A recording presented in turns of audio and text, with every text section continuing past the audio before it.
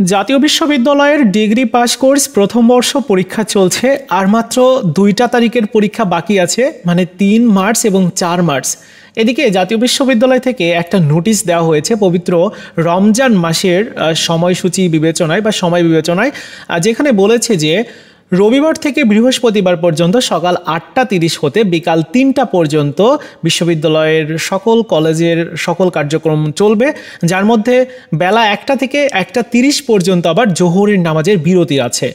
এখানে একটা প্রবলেম যেটা হচ্ছে যে পরীক্ষা কিন্তু 1টা থেকে শুরু, সো যেহেতু ওই সময়টাতে বিরতি দেওয়া হয়েছে তাই পরীক্ষার সময়সূচিতে কি কোনো পরিবর্তন আসবে কিনা আপনারা অনেকেই বলেছেন। আজকের ভিডিওতে এটা নিয়ে আলোচনা করব, সর্বশেষ পরিস্থিতি কি। তো চলুন শুরু করা যাক।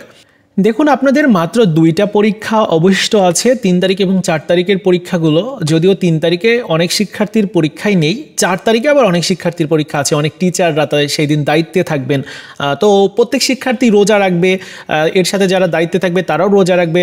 তাদের যেহেতু ওই সময়টাতে ওই যে জোহরের নামাজের একটা টাইম রয়েছে, ওই বিরতি যেহেতু রয়েছে, সো ওই সময়টাতে কি পরীক্ষা শুরু হওয়ার কোনো সম্ভাবনা আছে? যতটুকু আজকে পর্যন্ত আপডেট রয়েছে, এখনও পর্যন্ত সময়সূচিতে কোনো পরিবর্তন আনা হয়নি। যদি পরিবর্তন আনা হয় বা হতো তাহলে অবশ্যই জাতীয় বিশ্ববিদ্যালয়ের মেন ওয়েবসাইটে নোটিশটা দেওয়া হতো। দেখতেই পাচ্ছেন যে গত 26 তারিখে 26 ফেব্রুয়ারি এই নোটিশটা দিয়েছে। সব কিছু বিবেচনায় সময়সূচি পরিবর্তন হতে পারে, তবে এখনও পর্যন্ত সময়সূচি পরিবর্তন হয়নি। আশা করি বুঝতে পেরেছেন।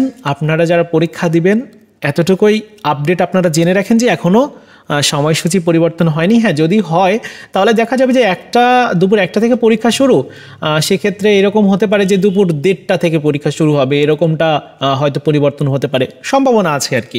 তবে এখনও পর্যন্ত হয়নি, আমি আবারও বলে দিচ্ছি। তো এই ছিল বিষয়। আর যদি পরিবর্তন হয় তাহলে অবশ্যই আমি আপনাদেরকে জানিয়ে দিব, বিষয়টা অবগত করব। সো এই ছিল আজকের মতো ভিডিও। দেখা হচ্ছে নতুন ভিডিওতে। ভালো থাকুন সবাই, ধন্যবাদ।